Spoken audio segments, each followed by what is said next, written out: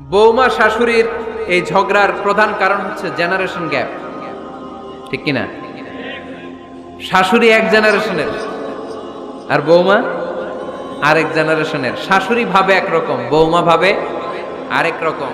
শাশুড়ি চায় বউর উপর খবরদারি করতে, বউ চায় শাশুড়ির উপর খবরদারি করতে। এই ডমিনেটিং এর কারণে কিলাকিলি আছে না নাই?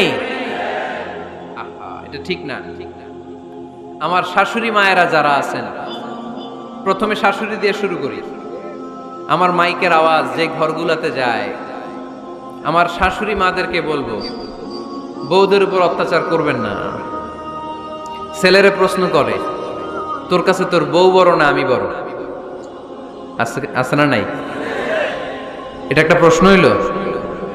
তোর বউ বড় না আমি বড়? দুইজনেই বড়। তো এক ছেলে সুন্দর উত্তর দিছে, আমার কাছে ভালো লাগছে উত্তরটা শুনে। এক মা প্রশ্ন করছে, তোরে এতদিন আমি লালন পালন করে বড় করলাম, জীবন যৌবন তোর জন্য শেষ করলাম, আজকে বউ পাইয়া বউ তোর আপন হয়ে গেল? এবার ছেলে উত্তর দিছে, মা, আমার মুখ থেকে মা ডাক শোনার জন্য তুমি কি কষ্টটাই না করছো জীবনে। 10 মাস আমারে পেটে ধারণ করলা, খাইতে পারো নাই, বমি করছো, খালি ওষুধ খাইছো, তোমার পেট কেটে আমারে বের করা হয়েছে, 2 বছর আমারে দুধ খাওয়াইছো, পেশাব পায়খানা পরিষ্কার করেছো। বয়স যখন 3-4 তখন তোমার আমি মা ডাকছি, এই মা ডাকটা শোনার জন্য তুমি এত কষ্ট করছো। আর আরেকবারের মাইয়া এই ঘরে আইসাই তোমার মা ডাকা শুরু করছে। যেই মেয়েটা তোমারে মা ডাকে সে আমার আপন হবে না কেন মা? ঠিক কিনা? এই মা ডাক শোনার জন্য তুমি এত কষ্ট করলা, আমার লালন পালন করলা, 10 মাস পেটে ধরলা, পেশাব পায়খানা পরিষ্কার করলা, এরপরে মা ডাক শুনতে পারছো। আর আরেকবারের মেয়ে জানা নাই চিনা নাই এসেই তোমার ডাকা শুরু করছে মা। তো যে আমার মারে মা ডাকে তার স্থান তো আমার কলিজায়, ঠিক কিনা?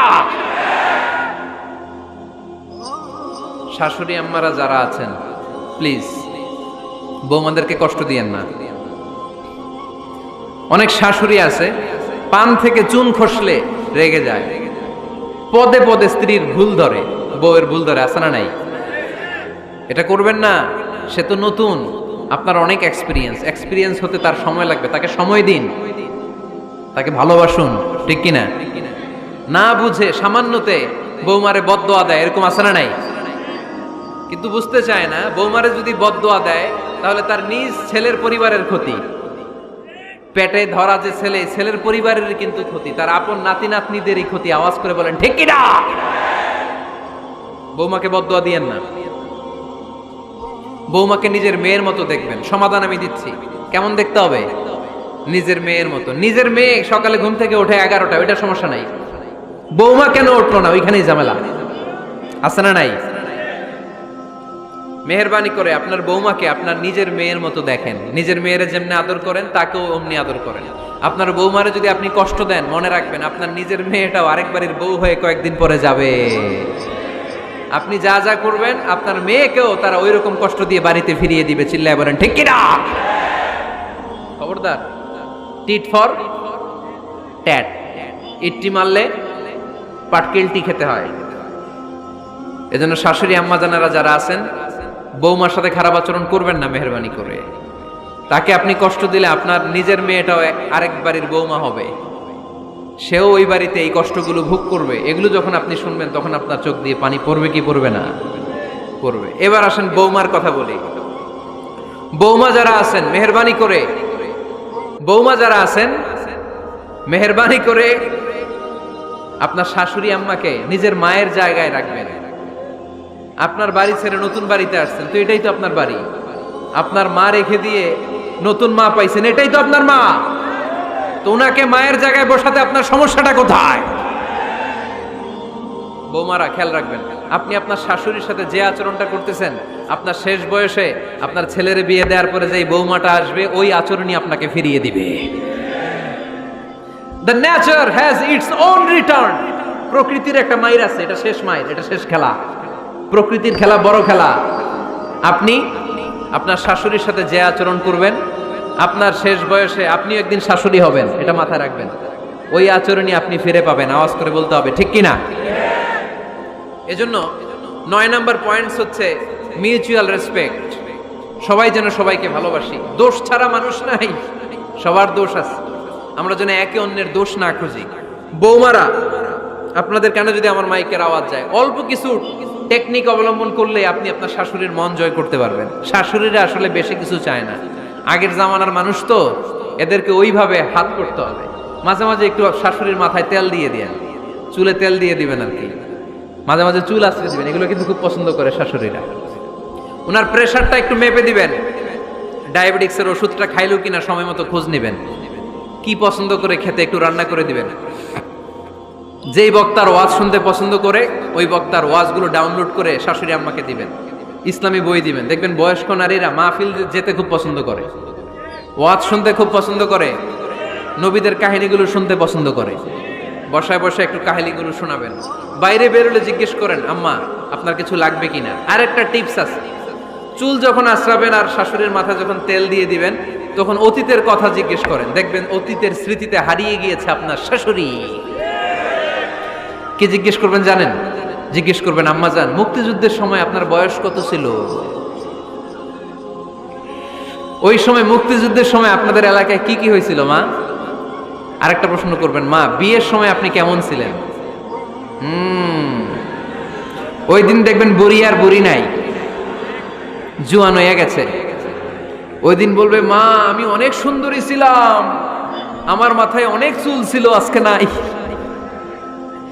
আমগো গ্রামে আমার সাথে সুন্দরী মাইয়া ছিল না। অতীতের স্মৃতিতে, স্মৃতি হাতরাতে হাতরাতে তিনি হারিয়ে যাবেন। জিজ্ঞেস করবেন যে, মা শীতকালে আপনাদের দেশে কি পিঠা বানাতেন আপনি যখন ছোট ছিলেন, আপনার বাপ চাচারা কি করত? এগুলো জিজ্ঞেস করলে উনি স্মৃতির পাতা হাতরাতে হাতরাতে চোখ দিয়ে দাঁড় দাঁড় করে ওনার পানি ঝরতে শুরু করবে। আপনার জায়গায়, ওনার হৃদয়ের মনি কোঠায় এমন জায়গায় পৌঁছবে, আপনার ছাড়া উনি কিছুই বুঝবে না। বৌমারা, এই অল্প কিছু টিপস অবলম্বন করে আপনারা আপনাদের শাশুড়ির মনকে জয় করতে পারেন। শাশুড়ি বৌমার দ্বন্দ্ব আমরা চাই না। আমরা চাই শাশুড়ি বৌমাকে নিজের মেয়ের মতো জানো, আর বৌমা শাশুড়িকে আপন মায়ের মতো ভালোবাসুক, ঠিক কিনা? এই মিউচুয়াল রেসপেক্টই পারে শাশুড়ি বৌমার দ্বন্দ্বকে দূর করতে, আর ঘরটারে শান্তির টুকরা বানাতে। আওয়াজ করে বলেন ঠিক কিনা? কয়টা গেল? আর আছে কয়টা? দোয়া করবেন একে অপরের জন্য। দোয়া, সাইয়েদনা ইব্রাহিম ফ্যামিলির জন্য দোয়া করতেন, রব্বি জাআলনি মুকিমাস সালাতি ওয়া মিন যুররিয়াতি রব্বানা ওয়া তাকাব্বাল দুআ। ও আল্লাহ, আপনি আমার নামাজ কায়েমকারী বানান, আমার কলিজার টুকরা সন্তান ইসমাইলকেও নামাজ কায়েমকারী বানান। আমার দোয়াটা আপনার দরবারে আপনি কবুল করে নেন। সুবহানাল্লাহ পড়েন। রব্বানা ইন্নী আসকানতু মিন যুররিয়াতি বিওয়াদিন গায়রি যী যারইন ইনদা বাইতিকাল মুহাররাম।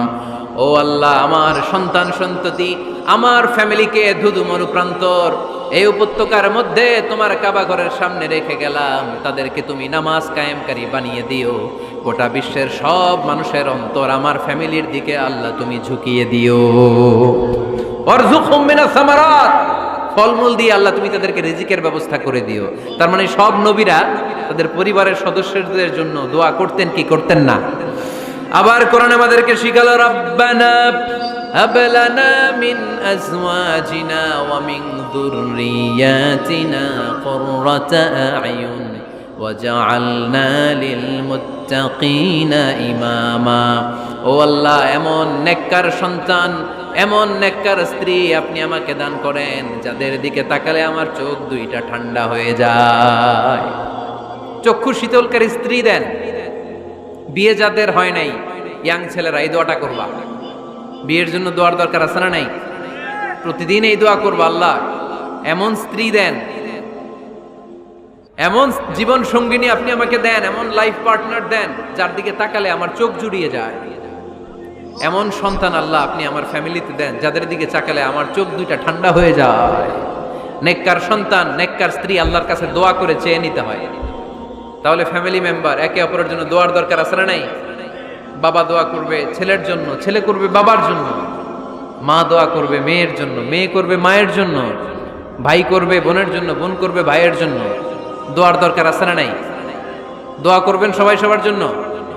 এই যে কোরআনের বঙ্গানুবাদ পাওয়া যায় না এখন, কথা বলেন, স্মার্টফোন আছে কার কার দেখি? হ্যাঁ, কারা কারা স্মার্ট দেখি?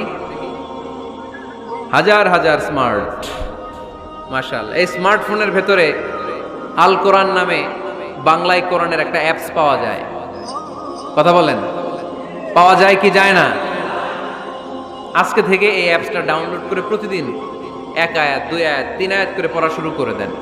বাঁচতে হলে পড়তে হবে, বাঁচতে হলে জানতে হবে, ঠিক কিনা? এই স্লোগান আমাদেরকে শিখায়। এই স্লোগান তো আল্লাহ, এই স্লোগান দিয়েই তো আল্লাহ কোরআন শুরু করছে। ইকরা বিসমি রাব্বিকাল্লাযী খালাক। বাঁচতে হলে জানতে হবে, বাঁচতে হলে পড়তে হবে, পড়ার কোনো বিকল্প নাই। আওয়াজ করে বলেন ঠিক কিনা? সুজানগরের রায়েরা, মোবাইলের অ্যাপসের ভিতরে আমরা কোরআন রাখতে রাজি আছি তো সবাই? হাদিসের অ্যাপস ডাউনলোড করতে রাজি আছি তো? বাস রাজি আছি, ডাউনলোড করে রাইখা দেবো, আর কেউ পড়বো না নাকি? হ্যাঁ, প্রতিদিন একটা আয়াত হলেও যেন আমরা পড়ি। আল্লাহ যা বলা দরকার সব বলে দিয়ে গেছে, নতুন করে আর কিছু বলবে না। আমরা যেন পড়াশোনা করি, আমরা যেন একটা পাঠাগার বানাই। আবারও কখনো আসার সুযোগ হলে আমি জিজ্ঞেস করবো, যদি আমার মনে থাকে, যে আপনাদের পাঠাগার আছে কার কার ঘরে। সেদিন সবার হাত তুলতে হবে। এমনি পারা যাবে তো? আল্লাহ তুমি তৌফিক দাও।